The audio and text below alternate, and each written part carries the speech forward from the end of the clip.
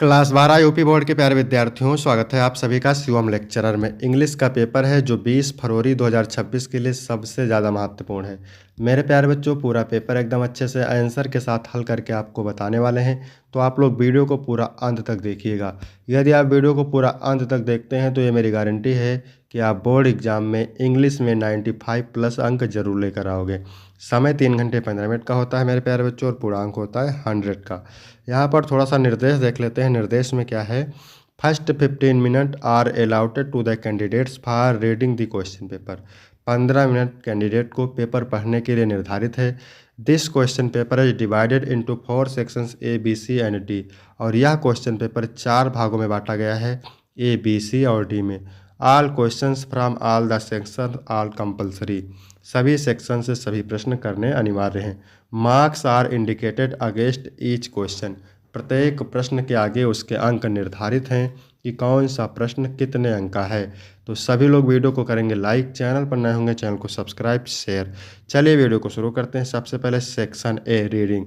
Question number 1 है, read the following passage carefully and answer the questions that follow. यानी passage को ध्यानपूर्वक पढ़ करके निम्न प्रश्नों के उत्तर देना है। पैसेज के नीचे 5 प्रश्न होते हैं, 3-3 अंक के।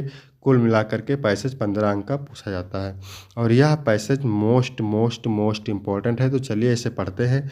Vidyasagar was a very generous and charitable man.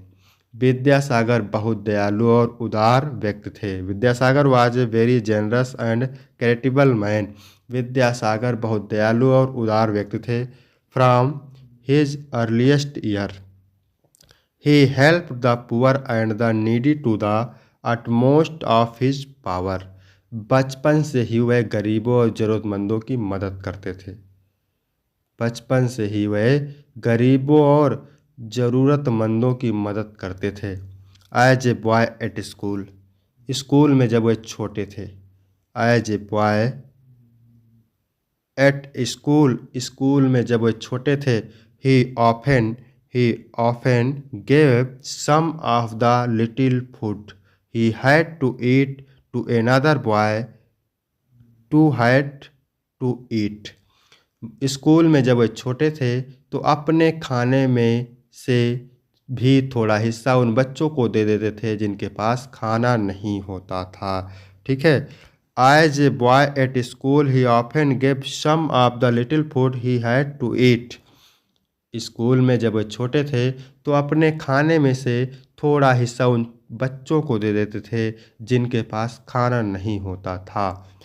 To another boy who had none if one of his school fellow fell ill, little Ishwar would go to his house, sit by his bed and nurse him. यदि कोई सहपाठी बीमार हो जाता तो छोटा ईश्वर विद्यासागर उसके घर जाकर उसकी देखभाल करता। When he grew rich, जब वह बड़ा हुआ। When he grew rich, जब वह क्या हुआ? धनी हुआ। जब वह धनी हुआ, जब वह बड़े हुए और धनवान बने। Hundreds of poor widows and orphans were supported by him. तो उन्होंने सैकड़ों गरीबों, विधवाओं और अनाथ बच्चों की मदद की। ठीक है। When he grew rich, hundreds of poor widows and orphans were supported by him. वे जब बड़े हुए तो उन्होंने सैकड़ों गरीबों, विधवाओं और अनाथ बच्चों की मदद की। यानी वे जब बड़े हुए और धनवान हुए तो सैकड़ों गरीबों, विधवाओं और अनाथ बच्चों की मदद की। His name became a household word in Bengal. उनका नाम पूरे बंगाल में प्रसिद्ध हो गया। उनका नाम पूरे बंगाल में प्रसिद्ध हो गया। Rich or poor. Rich or poor, अमीर हो या गरीब। हाई आर लो, मतलब बड़ा हो या छोटा। ऑल लव्ड हिम अलाइक, सब उनसे प्यार करते थे। यानी गरीब हो या अमीर, बड़ा हो या छोटा, सब उनसे प्रेम करते थे। No beggar asked him for relief in vain. कभी भी भिखारी उनके पास से कभी खाली हाथ नहीं लौटता था। कोई भी भिखारी कभी भी उनके पास से खाली हाथ नहीं लौटता था। He would never have a porter at his gate lest हम some poor man who wished to see him should be turned. उन्होंने अपने घर के दरवाजे पर कभी पहरेदार नहीं रखा ताकि कोई गरीब व्यक्ति उनसे मिलने से रोका ना जाए। ठीक है, तो यहाँ पर देखिए क्वेश्चन नंबर ए क्या कह रहा है, what sort of man was Vidyasagar. Vidyasagar किस प्रकार के व्यक्ति थे? तो Vidyasagar was a very generous and credible man. Vidyasagar क्या थे? बहुत दयालु और उदार व्यक्ति थे। ऊपर सबसे देख लीजिए, यहाँ पे लिखा हुआ है Vidyasagar was a very generous and credible man. ठीक है, इसके बाद मेरे प्यारे बच्चों दूसरा प्रश्न है, how did he help the poor student at school. उन्होंने स्कूल में गरीब छात्रों की मदद कैसे की? तो Vidyasagar help to the poor and the needy to the utmost of his power. Vidyasagar helped the poor student and school, giving them some of the little food and nursing them when they were ill. तो इसका उत्तर भी आपको आसानी से मिल जाएगा। उन्होंने school में गरीब छात्रों की मदद कैसे की? तो विद्यासागर ने गरीबों और ज़रूरतमंदों की अपनी पूरी शक्ति से मदद की। स्कूल में वह जब छात्रों की सहायता करते थे तो वह अपने थोड़े से भोजन में से भी कुछ हिस्सा उन्हें दे देते थे, और जब कोई छात्र बीमार होता था तो उसकी देखभाल करते थे। इसके बाद सी वाला क्वेश्चन है, what did he do for widows and orphans when he become rich. वह अपने दरवाजे पर पहरेदार कभी, सी वाला है, वह अपने दरवाजे पर पहरेदार कभी क्यों नहीं चाहते थे?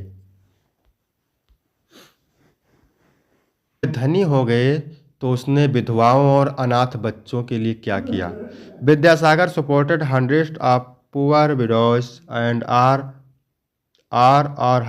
Orphans when he become rich. यानी विद्यासागर जब धनी हो गए तो उन्होंने सैकड़ों गरीब विधवाओं और अनाथ बच्चों की मदद की। इसके बाद डी वाला क्वेश्चन है, क्या कह रहा है, why would he never like to have a porter at his gate. यानी वह अपने दरवाजे पर पहरेदार कभी क्यों नहीं चाहते थे, रखते थे? तो Vidyasagar never liked to have a porter at his gate because he did not want any poor man who wished to see him would be turned away. यानी वह अपने दरवाजे पर पहरेदार नहीं रखना चाहते थे क्योंकि वह नहीं चाहते थे कि कोई गरीब व्यक्ति जो उनसे मिलना चाहता हो उसे रोका जाए या वापस भेज दिया जाए। इसके बाद अगला प्रश्न है क्वेश्चन नंबर ए का पहला, Which word in the passage has the meaning novel minded। इसका मतलब क्या होता है novel minded का? तो novel minded का मतलब होता है, क्या होता है? बड़ा दिल वाला व्यक्ति। तो इसका हो जाएगा आपको जनरेस। क्या हो जाएगा? जनरेस। इसका मतलब भी वही होता है, बड़ा दिल वाला व्यक्ति। इसका बाद Which word in the passage means helpful to the poor। Helpful to the poor का मतलब क्या होता है? गरीबों की सहायता करना। तो कैरिटेबल मैन का मतलब क्या होता है? परोपकारी, उपकार करने वाला। Which word in the passage means the opposite of seldom. Seldom यानी कभी कभार, इसका विलोम होता है ऑफन, अक्सर अर्थात बार बार। इसके बाद सेक्शन बी राइटिंग है। दूसरा प्रश्न है, right an article on any one of the following topics in about 100-150 word. यानी 100 से 150 वर्ड में किसी एक टॉपिक पर निबंध लिखना है। An education trip most important है, एक शैक्षिक यात्रा। A journey to a historical place, एक ऐतिहासिक स्थान की यात्रा। इम्पोर्टेंस ऑफ गुड हेल्थ, अपने स्वास्थ्य का महत्व। 10 अंक यहाँ से आपको मिलेंगे। तो एन एजुकेशन ट्रिप, ठीक है, ऐतिहासिक स्थान की यात्रा, तो नहीं, एक शैक्षिक यात्रा, इसको हम देखने वाले हैं। तो यहाँ पर आप देख सकते हैं, इसका स्क्रीनशॉट ले सकते हैं, ठीक है। नहीं तो आप टेलीग्राम ज्वाइन करेंगे, आपको पीडीएफ मिल जाएगा, ठीक है। इसके बाद है तीसरा क्वेश्चन, मोस्ट इंपॉर्टेंट है, write a letter to the editor of a national daily showing your concern regarding high rise in water tax. Most important, very very most important, ठीक है। 10 अंक यहाँ से मिल जाएंगे। अपने शहर के मेयर को एक पत्र लिखिए जिसमें आप मकान और कर बढ़ोतरी के पर चिंता व्यक्त करें, ठीक है। तो यहाँ पर कैसे लिखना है, आपको एड्रेस डालना है, फिर सब्जेक्ट में डालना है concern regarding high rise in water tax, फिर आपको ऐसे करके लिख देना है, ठीक है। फिर अथवा करके दिया है, ये भी मोस्ट इंपॉर्टेंट है, write a letter to the principal of your college requesting him to make proper arrangement of refreshing during recess. अपने कॉलेज के प्रिंसिपल को एक पत्र लिखिए जिसमें आप उनसे अवकाश के दौरान नाश्ते ताजगी की उचित व्यवस्था करने का अनुरोध करें। ठीक है। इसके बाद में है सेक्शन सी ग्रामर। तो इसका हम आपको फुल सॉल्यूशन देने वाले हैं। Choose the correct option to answer the following question. 5 question है इसमें, 2-2 अंक के, 10 अंक के। तो ए नंबर क्वेश्चन है, a selfish person who always thinks to himself is called. एक स्वार्थी व्यक्ति जो हमेशा अपने बारे में ही सोचता है उसे क्या कहा जाता है? उसे कहा जाता है ईगोइस्ट, अहंकारी, स्वार्थी। वन वर्ड सब्स्टिट्यूशन है। ठीक है, वाक्यांश के लिए एक शब्द। To fresh to help from means, इसका मतलब होता है कहीं से आना, टू कम फ्रॉम। इसके बाद में है the सिनोनियम of battle is. Battle का सिनोनियम बताना है, तो बैटल का मतलब होता है युद्ध। ठीक है, तो फाइट का मतलब भी युद्ध होता है, लड़ाई होता है। फिर है unless your will not work hard you will not succeed, which word part in the above sentence is error. इस सेंटेंस में कहाँ पे एरर है इसको बताना है आपको। तो इसमें एरर है विल नॉट। ठीक है। इसके बाद में the antonym of active is. Active का एंटोनियम बताना है, अर्थात विलोम बताना है। तो एक्टिव माने कार्यशील, लेजी माने आलसी। इसके बाद 5 का ए नंबर है, change any one of the following in direct speech में चेंज करना है किसी एक का। तो my brother said to me, तो my brother prayed may you live long, यानी that I might live long. इसके बाद है Reena said alas I am undone, Reena explained with sorrow that she was undone. इसके बाद बी वाला है combine any one of the following as directed, you must work hard you will not succeed. Simple sentence में तो you must work hard to succeed. इसके बाद है my friend is diligent he is cunning. Compound sentence में करना है, तो my friend is diligent but he is cunning. इसके बाद सी वाला है change any one of the following as directed, Jammu is not so hot as Delhi, comparative degree में Delhi is hotter than Jammu. इसके बाद who can do it, passive voice में, तो by whom can it be done. इसके बाद है correct any one of the following sentences, there are large number of girls in this school. तो ऐसा रहेगा there are a large number of girls in this school. There are a large, he is tired is in doing this work, तो he is tired of doing this work.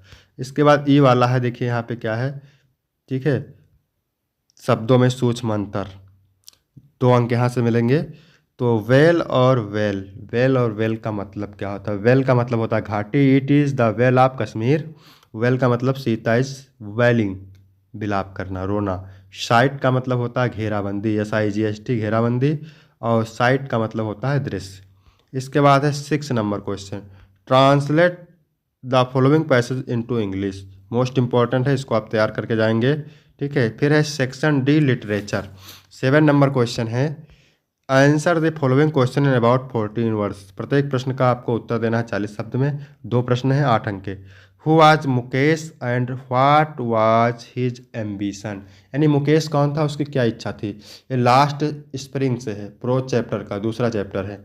अथवा how deep was the pool, what was there inside the water, Lal Qila कितना गहरा था, वहाँ पानी के अंदर क्या था। तो प्रोज का चैप्टर नंबर 3 डीप वाटर, ध्यान रखेंगे।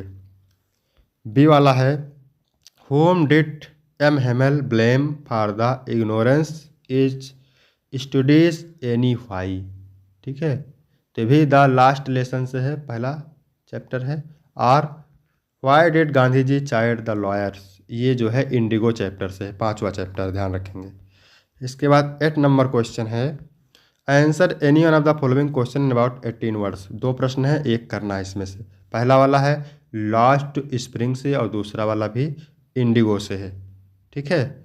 इसके बाद में 9 नंबर प्रश्न है, क्या कह रहा है, read the following extract carefully and answer the question that follow. तो ये पोएट्री से है, 6 अंक का है। पैराग्राफ मोस्ट इंपॉर्टेंट है, इसके नीचे 3 प्रश्न हैं, 2-2 अंक के। तो इसका आंसर यहाँ पे सोल्यूशन के साथ में है, तो इसको आप देख सकते हैं। ठीक है। इसके बाद 10 नंबर प्रश्न है, write central idea of any one of the following poems. A thing का beauty, my mother at 66, keeping quiet. यहाँ से 4 नंबर आपके बिल्कुल पक्के हो जाएंगे। इसका वीडियो ऑलरेडी अपलोड है, बहुत ही अच्छे से मैंने पढ़ाया है, आप जा कर के वहाँ देख सकते हैं। इसके बाद 11 नंबर प्रश्न है, answer the following question in about 14 words each. Why was Sadao sent to America when he was 22।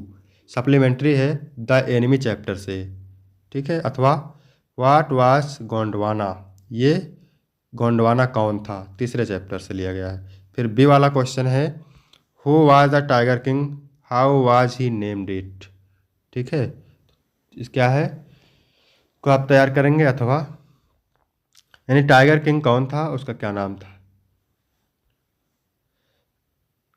Watt fruit were found 3 according to the season, तो इसको भी आप तैयार कर लेंगे।